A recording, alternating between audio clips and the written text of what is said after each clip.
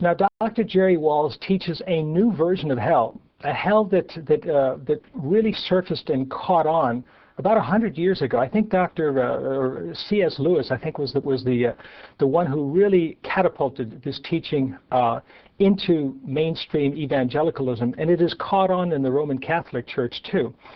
That teaching is that those that are in hell went there by themselves, that God had nothing to do with it. God did not judge them there. They weren't there because of their wickedness. They were there because they rejected Jesus Christ. And therefore God gave them up to their own rebellion, and they're now in a place separate from God and everything that God is, all goodness. And they went there of their own accord. Now, that is the traditional evangelical and Catholic teaching, but I want you to understand, dear viewer, this is not the traditional teaching of the church. The church taught that God was the judge, God was the military general, and that all unrighteous and wicked were going to be captured by him, judged by him on the great white throne, and thrown physically, literally, in a lake of fire and brimstone to be tormented there day and night forever and ever. That's the teaching of the traditional church. Today, most modern evangelicals have sanitized that hell and have changed to a political correct kind of a hell and made it much more palatable. But it still makes God a failure. It still makes him a loser. According to the Bible, Jesus leaves the 99 to find the one lost. But according to modern evangelicalism, Jesus loses the 99, and one happens to decide to follow Jesus and finds their way into heaven. But here is what the traditional church from the Dark Ages, from about the 6th century on to the Reformation, and right through the Reformation, the early Reformators taught is fiery a judge, an angry God, as did the Roman Catholics and the Greek Orthodox Church. I'll quote, and this is what the traditional model of hell was like. These people that I'm quoting, these are leaders. These are not oddball theologians that have got an axe to grind or just mean. This is the cream of what Roman Catholicism and Christianity, Protestantism, has had to say on the subject of hell and who goes there, and the view that they've had on this subject. St. Thomas Aquinas, that the saints may enjoy their beatitude more thoroughly and give more abundant thanks to God for it, a perfect sight of punishment of the damned is granted them. Now, Dr. Walls says that these people will be isolated and separated into their own godlessness, and God will not be there. We will not be there. We will not be able to look upon them. But here, this particular theologian says that not only we and God will be able to look at them, but we will receive joy by watching them in their torment. Now, you think that that's an unusual and a cruel version? Well, I got news for you. Most of the theologians of Orthodox Christianity have held that kind of view. Here's Peter Lombard, the master of sentences. Therefore the elect shall go to see the torments of the impious, seeing which they will not be grieved, but will be satiated with joy at the sight of the unutterable calamity of the pious.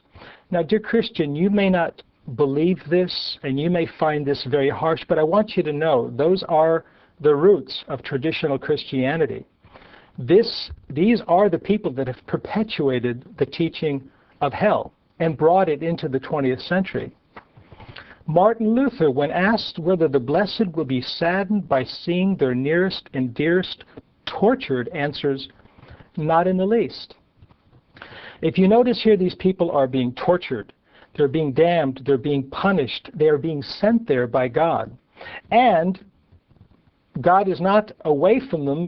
Dr. Walls says that this hell is separation from God. The Bible says, lo, though I make my bed in hell, lo, thou art there. And we see that the blessed, the elect, the angels, and God himself are right there watching this and somehow are pleased by what they see. Gerhard, The blessed will see their friends and relatives among the damned as often as they like without the least of compassion. Andrew Wellwood speaks of the saints as being overjoyed with beholding the vengeance of God. Here again, we're talking about us going to this place of our own accord. They're speaking of the vengeance of God. And they're beholding of the smoke of the torment of the wicked as a passing delectation. Samuel Hopkins. This display of the divine wrath will be most entertaining to all who love God, and will give them the highest and most ethical pleasure. Should the fire of this eternal punishment cease, it would in a great measure obscure the light of heaven, and put an end to a part of the happiness and glory of the blessed. Again, this is what the church has taught for 1,600 years. Menasius Felix, nor to these torments will there be any measure or termination. There the sentient fire burns limbs and renews them, feeds on them, and nourishes them. Again, literal bodies, literal flames, torment. The wretched bodies of the damned shall simmer and blaze in those living fires. Cyprian. And Tertullian, one of the few early church fathers who taught eternal damnation. He came from the school of Rome, Carthage.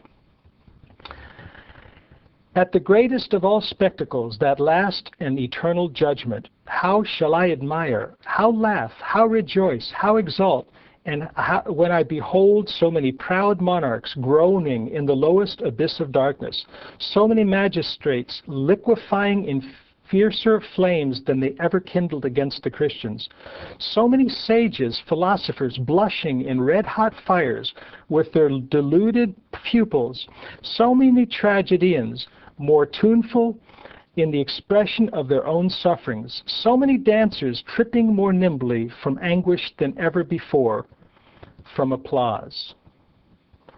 A hell of separation that people chose to by rejecting Jesus? I don't think so. That's not what the traditional church taught. The hell of modern evangelicalism and modern Catholicism is not only not found in the Bible, it's not found in the traditional church either.